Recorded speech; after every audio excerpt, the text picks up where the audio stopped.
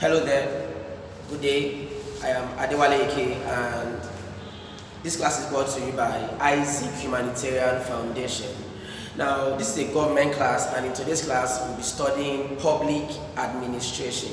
I repeat, this class was brought to you or is brought to you by WAEC Humanitarian Foundation and we'll be studying public administration. Now, under public administration, we will study civil service, we will study the Civil Service Commission, and also we will study public operations, and we will climax public administration with the study of local government. I believe you don't understand. The 4 topics will be treated under public administration. Now, what is public administration? Public administration is the management of a civil society. The management of a civil society and the people within the civil society. I will write it.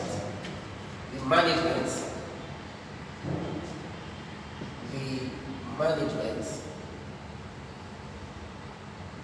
of a civil society and the people within the civil society. Alright? Now, there's an important word in this definition, and it is civil. Now, civil here is got from USA will say that is American. American English is the past tense of got is gotten. But in British English, got does not change its form in the past, present, or in the perfect tense. It is got. British English got. So if you say gotten, we are wrong. Alright then. Now, civil is got from a French word, civil. A French word, French in French is called français. It's gotten from the French word civil, and civil relates to aids. It means aids. Now, this civil, which is French, is also derived from a Latin word, which means citizen.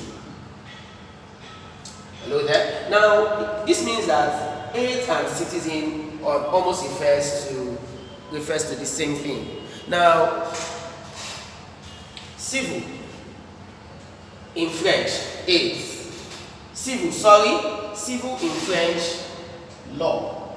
It means legal or law.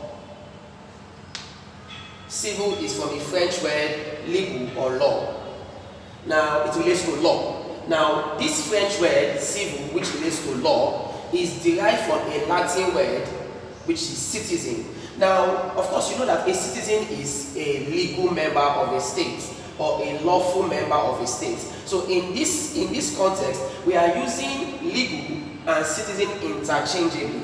Now, legal is referred to as civil in French, and citizen is referred to as civilis. It is called, in Latin, civil is civilis. And in Latin, civilis means what? Citizen. I believe you don't understand me. I will come again. The word that we call civil in English is from a French word, civil, the same spelling. It means law or legal. Now, this French word civil is derived from a Latin word, civilis, which means citizen. And the word service service is also derived from a French word, service, which means aids. In this respect, when we say the civil service, when we now say the civil service, we are referring to citizens or the aids of citizens or the aids of law. Are we together? So the civil service, from the coinage of the name, means those that aid law or those that aid citizens. Now, what is the civil service? The civil service is the branch of government that is responsible for the routine duties of the government and for the duties that public administration demands. Now, the civil service is the branch of government that carries out the day-to-day functions of government that public administration demands. That is, every function of government according to public administration that is carried out on a daily basis is what we refer to as what? The civil service. Now, I write the civil service is the branch of government that carries out the routine / everyday duties of government that public administration demands. Alright, having said this, we will now move on to the structure of the civil service. Now, of course, you know everything has a structure. Even the human body has a structure. The civil service indeed has a structure. The highest part of the civil service, or we can call the roof of the civil service if we are likening the civil service to a house. That is, the highest part of the civil service is called, structure of the civil service. We have the highest part is the administrative class. The administrative class of the civil service is the highest class or structure of the civil service. It is the highest class of the civil service, and it comprises of individuals. Now, people that work for the civil service or people that work in the civil service are called civil servants. People that work in the civil service are called what? Civil servants. Roughly every individual that works in a ministry or in a government parastatal is a civil servant. Even those that work in public corporations are not called civil servants. Public corporations are companies of government that are established by an act of parliament to provide an essential service or commodity, such as the Nigerian Television Authority, NCA. This is a public corporation, and its workers are not called civil servants, they are called public servants. Of course, military officers work for government, but they are not called what? Civil servants. Alright then, now the administrative class comprises of the heads of ministries. Now every ministry, a ministry is either at a federal level or a state level. We have state ministries and we have what? Federal ministries. So just as we have the Federal Ministry of Finance and the State Ministry of Finance. The Federal Ministry of Works and Housing, the State Ministry of Works and Housing. The Federal Ministry of Education, the State Ministry of what? Education. Now, the political head of a ministry is called a minister at the federal level. The political head of a ministry at the federal level is called what? A minister. However, the administrative head of a ministry is called a permanent secretary. I indeed told you that every ministry at the federal level has two heads, a political head and a what? Administrative head. Now, every administrative head of a ministry who is called a permanent secretary is a member of the what? Administrative class. And qualification for the administrative class is university degree, master's degree, or even a postdoctoral, a doctoral degree rather. And the function of the administrative class is to render expert advice.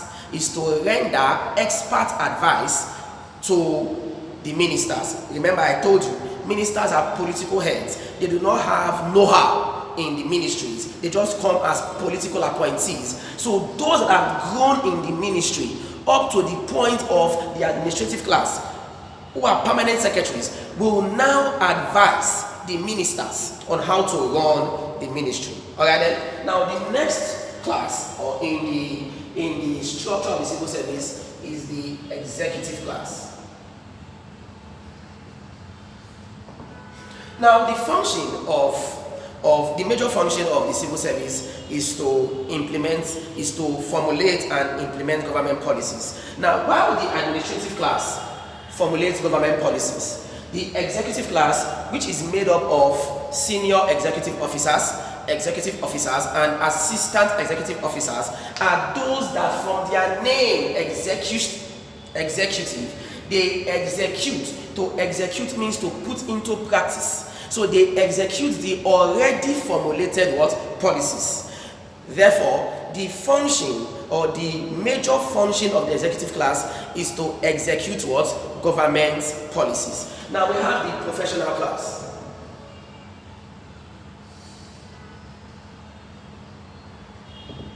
Now the professional class comprise of professionals, those that have got a professional degree. It only harbors professionals in the civil service.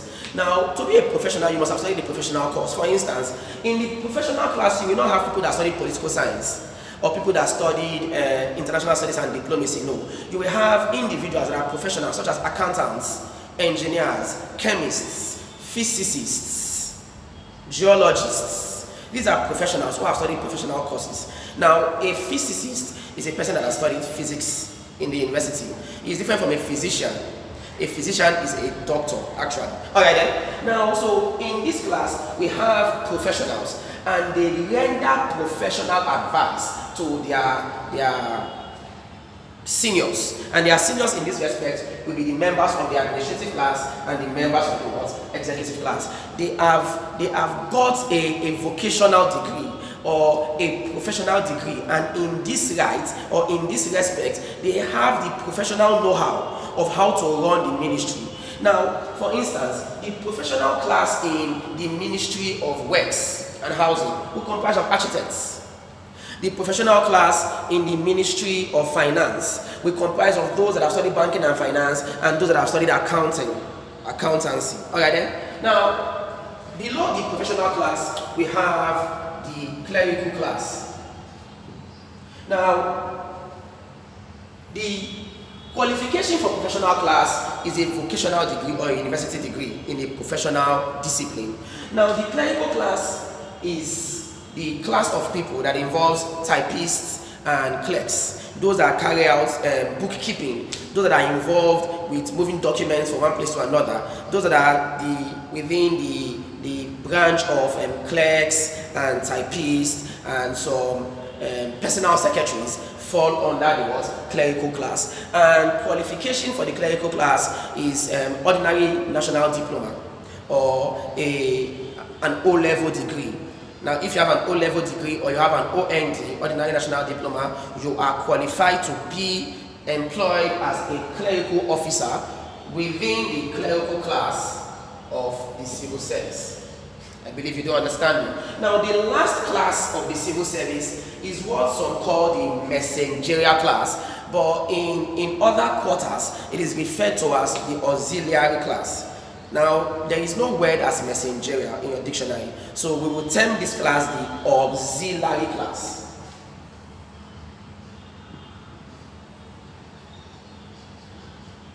The auxiliary class. Now, the auxiliary class comprises of individuals who may or may not have any form of university education or any form of education. Now, those within the auxiliary class includes messengers, gardeners, carpenters, bricklayers who work in the utility department of every ministry, who are also civil servants, and their earnings is within the minimum wage of civil servants. Now, they carry out mostly physical duties rather than mental duties in the civil service. Now, having talked about the classes of the civil service, now in this light, if you are asked under exam condition, how many classes do we have in the civil service? Your guess is as good as mine. We have what? 5 classes in the civil service. Now, having talked about this, let us now quickly move to the features or attributes or characteristics of the civil service. Let's say features of the civil service. Now, there is one feature of the civil service that is extremely important to students. Every student must know about this feature of the civil service because it even gives birth to other features of the civil service, and this feature is what we call bureaucracy.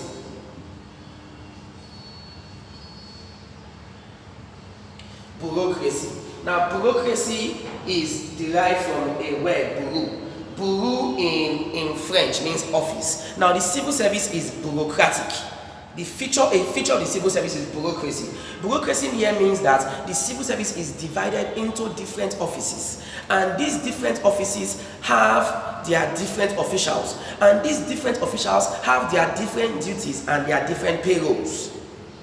Now, the civil service is divided into different offices who perform different duties. Are we together? So now the division of the civil service into different offices is what we refer to as a feature of the civil service, referred to or known as what? Bureaucracy. Now, from bureaucracy we will get another feature of the civil service, which is called red tape or red tapeism. Now, because in the civil service there is what we call punctilious exactitude.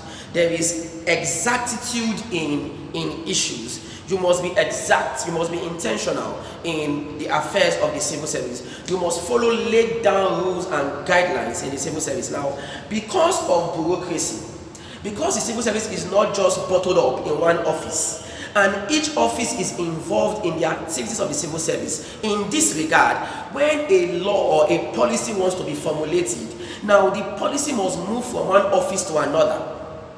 The movement of files or of instructions in the civil service from one office to the next, to ensure that every office is carried along in the decision-making process of the civil service, is what we refer to as red tape. Now, this is also a problem of the civil service because decisions must move from one desk or office to another. To make decisions in the civil service usually takes time. There is the absence of quick decision making in the civil service because the decisions must move from one office to the next, and this results in delay in decision making, and it is what we call red tape. So red tape as a feature of the civil service is the movement of information from one office to another before policies are formulated and implemented, which results in the delay in the decision-making process of the civil service. All right, then. Now we have hierarchy.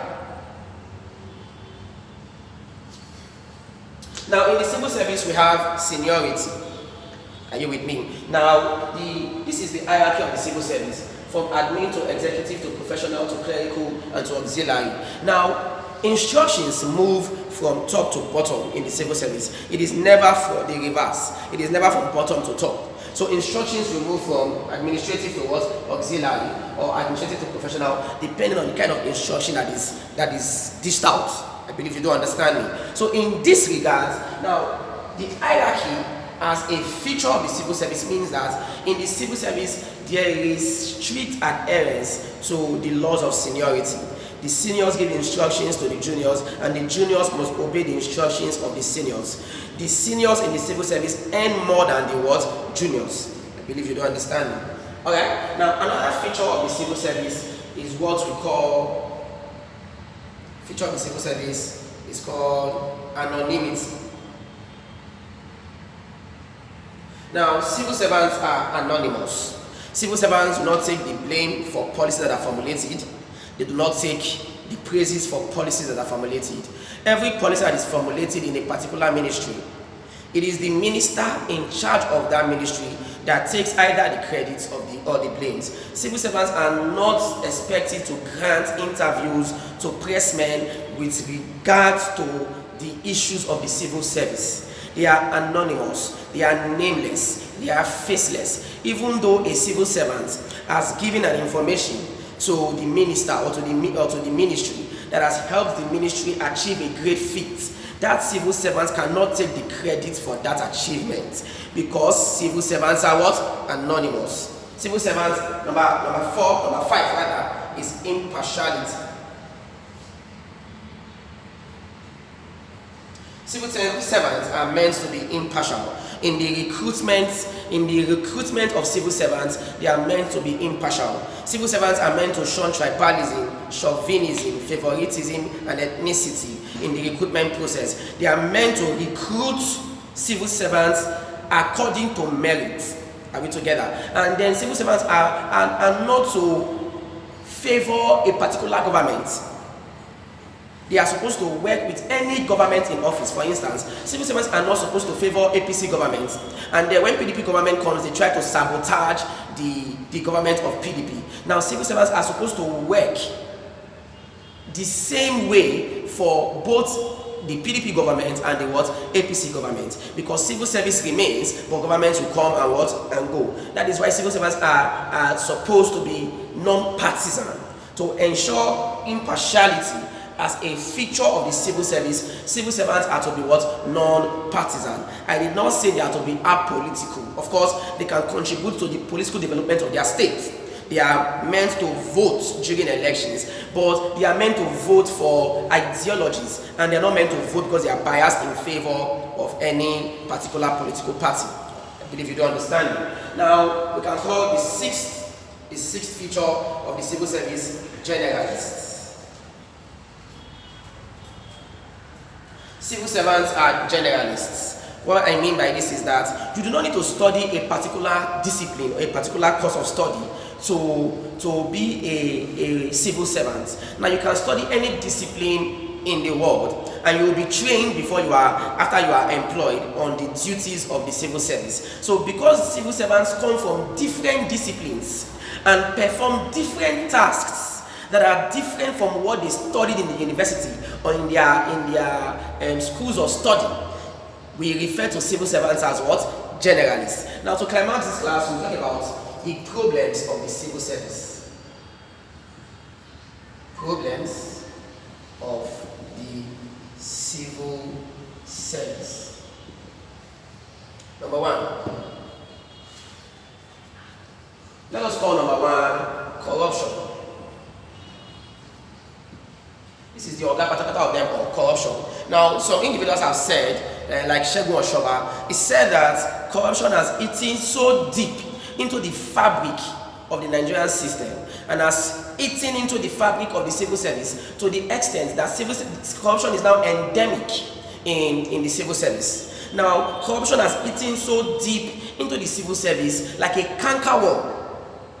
Now, in this light, corruption means anything that is away from norm, a deviation from what is normal. Legal is normal, lawful is normal. When you deviate, when you leave the legal part, when you leave what is lawful to do what is unlawful for personal gains, you are corrupt. Now, corruption is a name that has been overused and overflowed, and in the civil service, corruption repeats in every office. Civil servants demand you to grease their palms or give them brown envelopes for them to carry out their routine functions that they are paid for. Civil servants demand compensation when they give you a contract, and all these fall within the scope of corruption. Now, corruption has greatly plagued the civil service. Number two that I would like to talk about here as a problem of the civil service is laziness. Civil servants have been known for being extremely lazy. It is often said that you see civil servants sleeping in their offices on a Monday morning as if they did not sleep at night. Now, civil servants are extremely lazy because whether they perform their duties or not, they will be paid their salaries. And there is lack of supervision in the civil service. That is why the junior staff, I did not say staffs. Staff is a plural already. Staff is plural. The singular of staff is staffer. Now, when you want to pluralize staff, you can say members of staff. Never say staffs. I believe you do understand. Now, so laziness is a problem of the civil service because several civil servants are too lazy to perform their functions or their duties because they feel that whether they perform their duties or not, they will be paid at the end of the month. An example of this, apt to illustrate this, is teachers in public schools. You go to call them, students go to call them that they have their period and they say the sun is too much. And then you call them when it is raining, they say they cannot come, that can't you see it's raining. Now, teachers in public schools have greatly carried out attitudes that have plagued the future of the youths in Nigeria because they have exhibited a problem of the civil service which is called what? Laziness. Now, number three, lack of adequate supervision.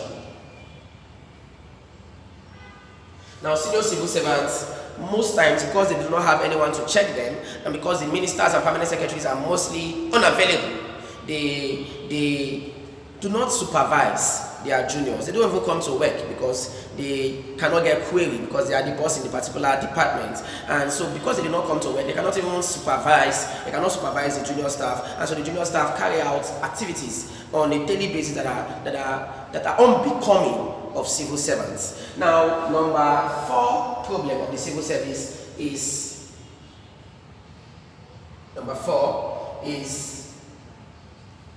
let us say chauvinism and ethnicity. Chauvinism and ethnicity. Chauvinism and ethnicity. Now, in the recruitment process of the civil service, most times people that are in charge of the recruitment process or in charge of a particular department would prefer to employ people that are within their sex. You see some males who head departments in the civil service, they will say they cannot work with females, or some females will prefer to employ females and they cannot work with what? Males. Now, so when you employ and when you favor somebody, because you and the person share the same gender, you are carrying out what is called chauvinism, and you as a person, you are a chauvinist. Now, ethnicity or tribalism, let us call this tribalism rather than ethnicity. Tribalism. It is the favoritism granted to people from your tribe. You will see an Hausa man or a Hausa man rather that prefers to employ only Hausas and does not employ people from the east as a way of favoring those from his tribe. This has greatly plagued the civil service. It has reduced the possibility of the civil service being replete or being composed of people that are up to the task.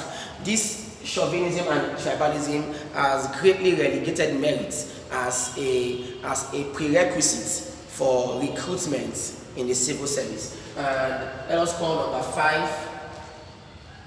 5, wastage of public funds. Wastage of public funds. Now, most liberalists are those that clamor for a reduction of the civil service and a reduction of the government spending on the civil service. Liberalists clamor for government to spend more on developmental projects rather than spending money on the payment of salaries to civil servants. Now, most ministries have greatly embarked on white elephant projects. White elephant projects are projects that demand so much money and they give less impact in the society. Now, the reason being that, reasons for ministries embarking on white elephant projects is that so that they can embezzle so much money while carrying out that project. Other problems of the civil service include embezzlement, like I have said just now, embezzlement, redundancy, and lack of training. All these are bedeviled and plagued the civil service. With the problems of the civil service, we can state for certain that we have come to the end of yet another interesting and enlightening class. Until I see you again next time under this platform or within this platform or in this platform, remain safe in the time of COVID-19. God bless you.